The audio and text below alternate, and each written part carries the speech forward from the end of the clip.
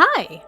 I said I wouldn't have any edited videos out for this month due to circumstances, and then Netmarble threw out this what the heck collaboration with themselves out of nowhere. And me being curious, I went and did some research and figured I might as well put it to good use. Also, I'm procrastinating from having to write papers. Academia is hell. Send help. For those who don't know, in the latest patch notes, Netmarble announced a free banner featuring Xena from MAVE as a guaranteed free unit. The fanbase promptly went, "Whoomst?" Opinions have been divided. So, let's go over what exactly MAVE is and why we're getting one of their members in Grand Cross. And for the record, I'm probably not going to pronounce these names correctly. I'm sorry. I'll do my best. I'm trying.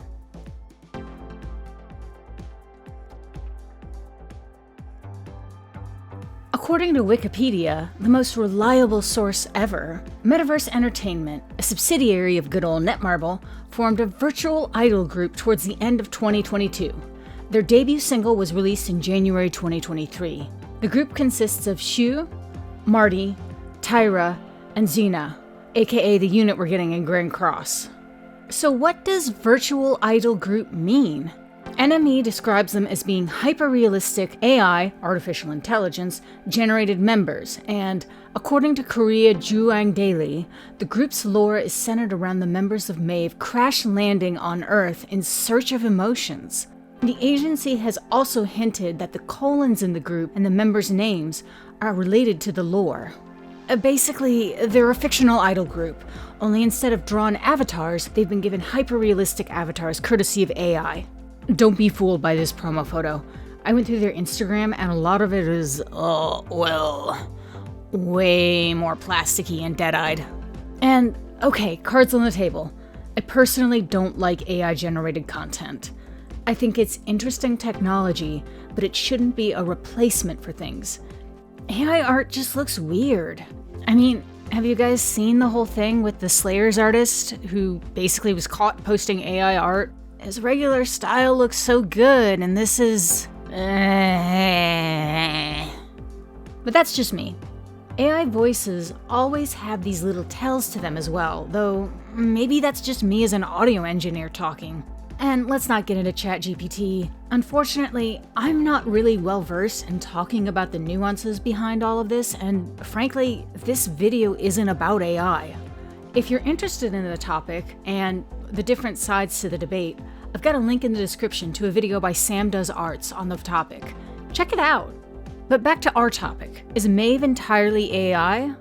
Well, yes and no. According to Reuters, with the aid of an AI voice generator, its members can speak 4 languages: Korean, English, French, and Bahasa. But they can't speak in response to prompts and have to rely on scripts prepared by humans.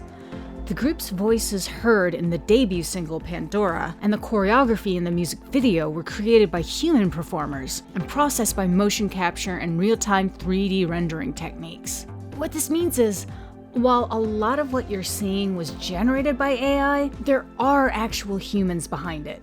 Someone is writing the words they're saying. People are actually singing those vocals. The choreography was created by someone, so I don't hate it. That said, there is actually a webtoon. I read a bit of it for this video and, I might read more of it later on and report back later. Hell yeah.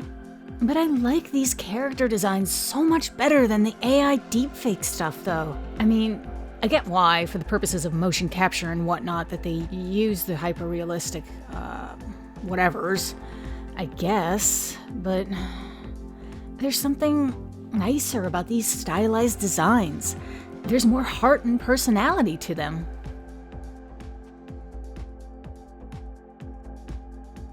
That's a good question. As mentioned earlier, Metaverse Entertainment is a subsidiary of Netmarble. This is just synergy in action, and as a marketing ploy, you gotta give them some credit, you know? I mean, I had no idea MAVE even existed until this happened. I spent some time scrolling through their Instagram and ended up streaming their debut single on Apple Music. Do I like it? I don't know. The hook is catchy. Did the Grand Cross devs actually want to put MAVE in their game? Who knows? It could have been a decree from the corporate overlords, or they could have been like, this would be hilarious, let's do it. We'll never know. I think it's harmless overall.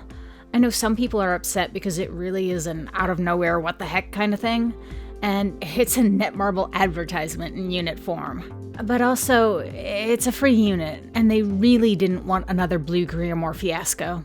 Like, can you imagine if they put MAVE in there and then made them busted? Draw for our idols! Draw them! I do think it's bizarre though, because honestly, what is the crossover audience between K-pop and/or idol fans and fans of the Seven Deadly Sins? I have to think that I'm very much in the minority, like most things in the Grand Cross realm. And then again, looking at their list of games, I guess if they had to do a tie-in anywhere, Grand Cross is the best option. Best. Love it or hate it, it looks like MAVE is coming to Grand Cross. I wouldn't be surprised if we see the other members trickle in over the next few months. Personally, I love anything related to idols in fiction. It's my guilty pleasure. I've been dying to watch Oshinoko, but I've had to wait due to being really busy. If you're interested in reading more on MAVE, I'm including a list of articles that I used in the description below. Ultimately though, it's a free unit, and you don't really have to interact with it if you don't want to. I think her design is cute, and I love idols, so I'll play around with it myself.